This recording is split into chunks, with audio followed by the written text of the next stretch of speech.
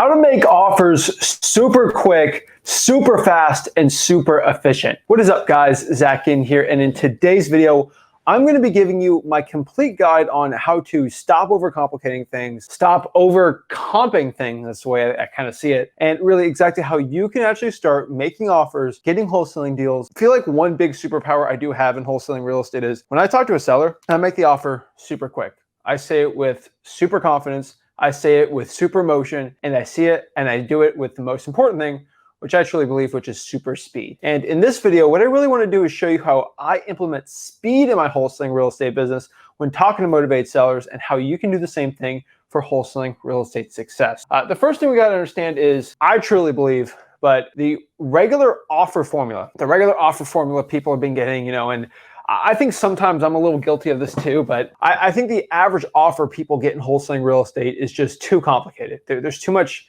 analysis. There's too much calculating. They got the abacus. They got the crazy analysis systems, and they honestly, they just go crazy with it, right? They spend hours and hours and hours getting the perfect comp. I see people doing comps before they even cold call a seller.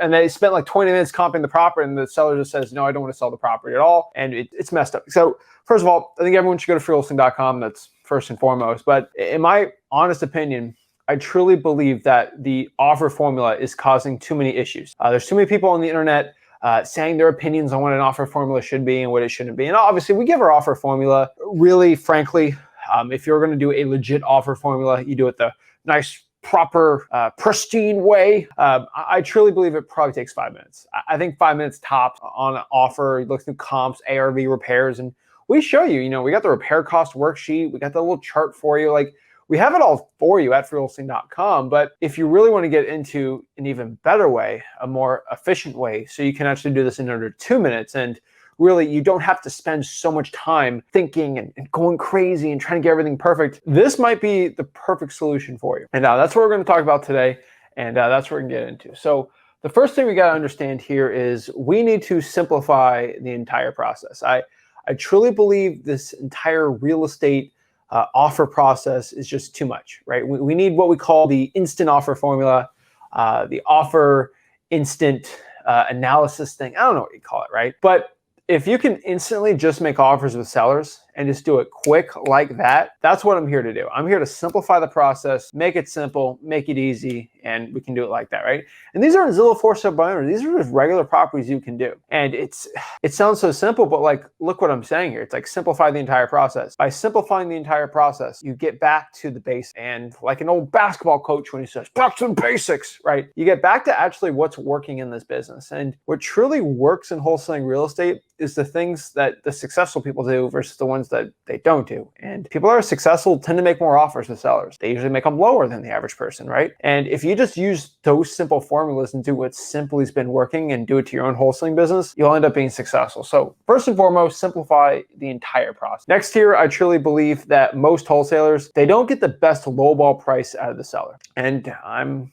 looking at you right now. I truly don't believe most wholesalers get the lowest price they possibly have to get with a motivated seller. I always feel like there's always, an extra 5, 10, 15 grand. And if you're watching this and you've done a wholesaling deal, you probably know what I'm talking about. You probably could have squeezed an extra couple K or $1,000, a couple thousand grand out of a deal, but you ended up didn't want to do it, right? You thought you were a little too scared to make that offer. It was just too much work to do that one offer. But in all honesty, you probably could have gotten more if you just lowballed better, right? And I truly believe so many wholesalers have this, and this is another problem I'm just trying to address here. I think this is a huge thing people have, and I'm working on it really hard today. And so let's get into it and let's talk about it. So first and foremost, you need to push it to the limit, right? We're in Miami right here.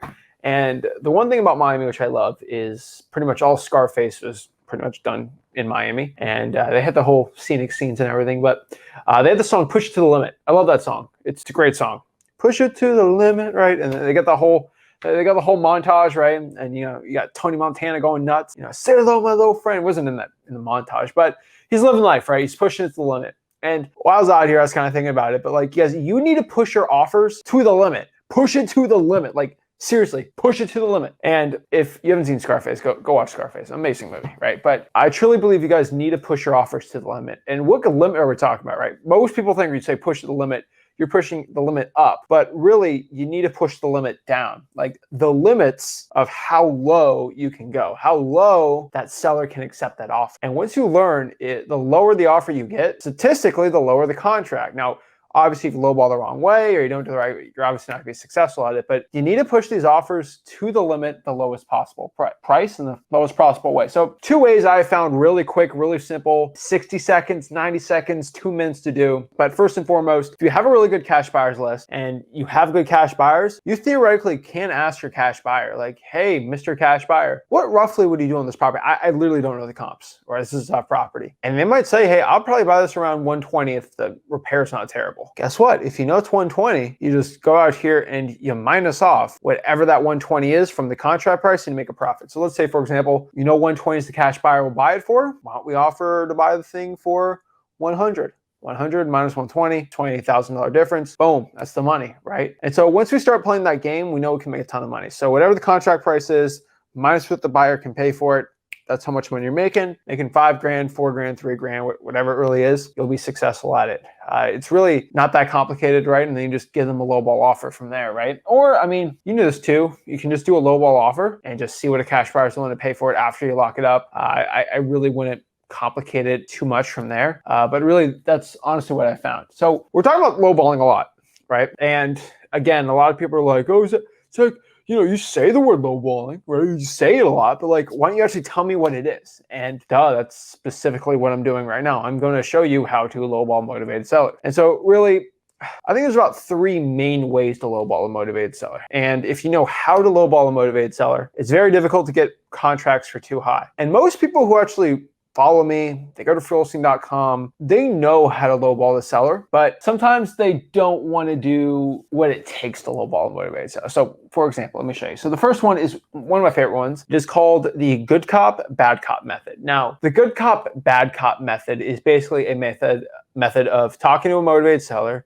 and having your partner as the bad cop, the bad person in this transaction, the evil person that's actually going to go out here and try to get the most, that is trying to go out here and lowball you, and they want to get it for the cheapest cheapest price possible, and there's terrible, bad. And then you are the nice guy, you're the good cop, you're the sweet guy trying to buy it for the highest. And you know, you got to work against the bad cop. And when you play that little game, you do really well. So for example, you go to Wholesale.com, it's all in there. But basically when I talk to a motivated seller and we get to the price negotiations, I kind of throw the price out there. I blame it on the partner, but I just throw that number out there. There's usually, when you go on an appointment, there's a lot of tension on what the offer is going to be and how is this all working. But really what I've personally found is if you go to the seller, it's like, hey, you know, I was talking to my partner Rick on this, and he was talking to the property about me, and we texted, and he said he wanted to buy the property for like $130,000. That's what he told me. And you just see what the seller's reaction. Now, either the seller's going to say, okay, I mean, that might work, or they're going to say, oh my gosh,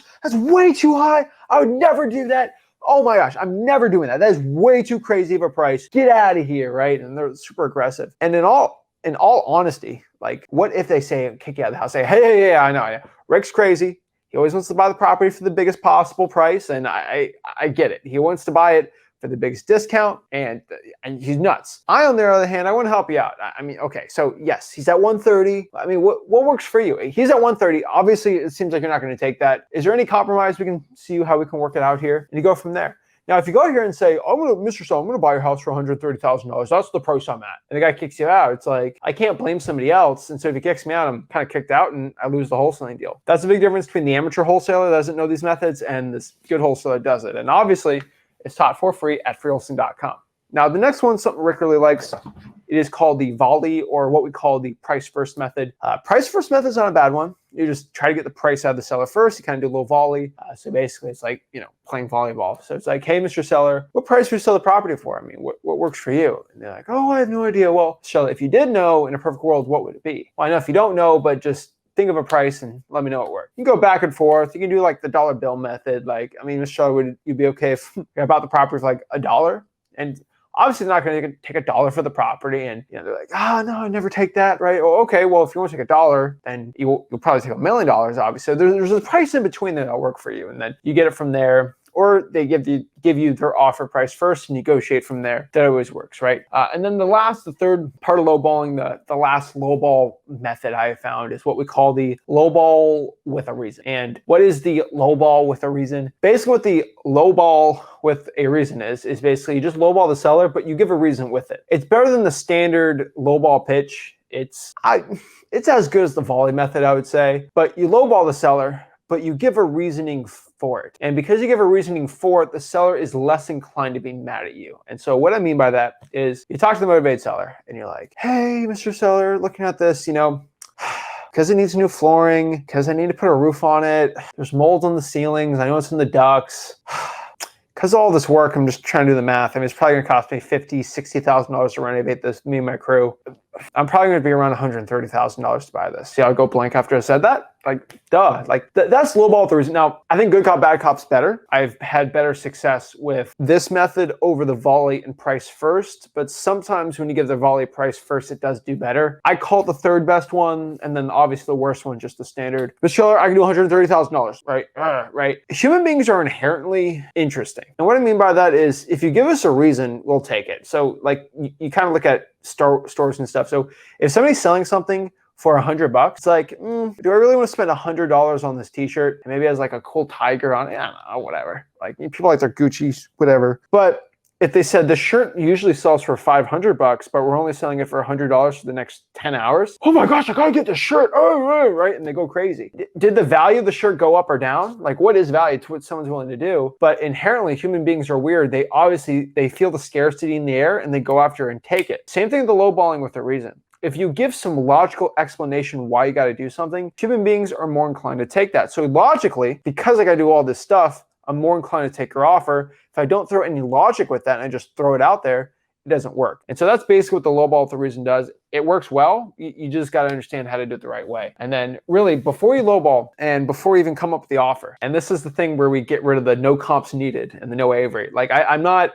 throwing smoke out here to make you feel like, oh, you're legit. Because I'm telling you, you legit don't need to give offers. You don't need to do comps by just asking yourself this one question before you lowball. And this will make sure you have the lowest lowball price and you'll squeeze the most out of the deal where you might make an extra $15K a deal. And if you do a deal a month, you'll probably end up making what, like $180,000 more, maybe even $200,000 more per year by just doing this. You just gotta ask yourself this one question. And this is a question that requires no ARVs, no comp, no calculators. Most wholesaling gurus hate that I even mention this because they can't, make it big secret. And I always give this out to everybody, but ask yourself this question before you give an offer to a seller. Did I go for no? Think about that for a second. Yeah, ask yourself like, hey, when I talk to this motivated seller, did I go for no? Did I go for the no? And really, like, that's it. When you're doing a lowball offer, you have to go for the no. And I know it's cringy to say for some people, or they roll your eyes, but like, really, did you go for the lowest possible price? And if you go make offers to motivated sellers and you go and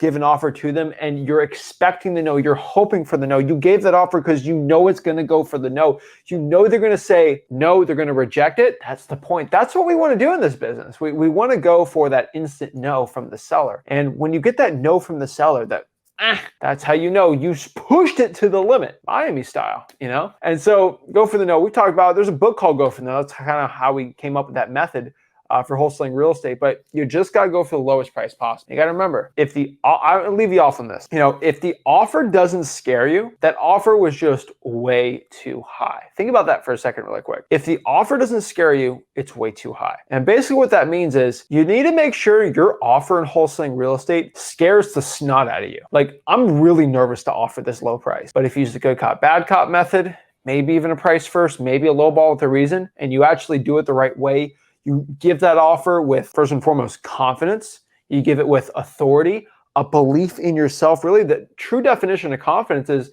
a belief in yourself of what you're saying and what you're doing. And if you believe what you say, and if you truly believe that you can give a legit offer out here and you and your cash partner, cash buyer, can buy the property for cash, there's no way you're going to lose in this business. And the wholesalers that go out here and don't feel belief in their offer and believe that a cash buyer would buy at that price, if you really give an offer out here and you truly don't believe in your heart that a cash buyer will buy it for that, what's even the point? Like, Like, what's the point of even making these offers to the sellers if that's going to happen, right? Give an offer that you truly believe a cash buyer will buy it for, and you should have plenty of confidence to go do a wholesaling real estate deal. If you don't want to do it, you won't get the wholesaling deal. Just make sure that offer scares you. If the offer doesn't scare you, you're in the wrong business. You're doing the wrong offers. You're not making the most out of these deals. And when everyone comes up to me and they say, Zach, how do you get $50,000 deals? How did this guy make 70 grand on a deal? How did this guy make 200K on a deal? And I literally have a podcast, 200 grand on a deal. Natter, we have a whole podcast set up for it.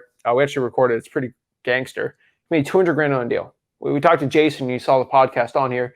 He made $72,500 on one probate deal. One probate deal, $72,500. And how did he do that? He made a low offer. He went for the no. He made sure that offer scared the snot out of him, and he made the money. That's how it works. If you want to make big boy bucks, big gal bucks, whatever, whoever's watching this, if you want to make big money in this business, you got to make sure your offer scares you. A lot of wholesalers don't make offers that scare them.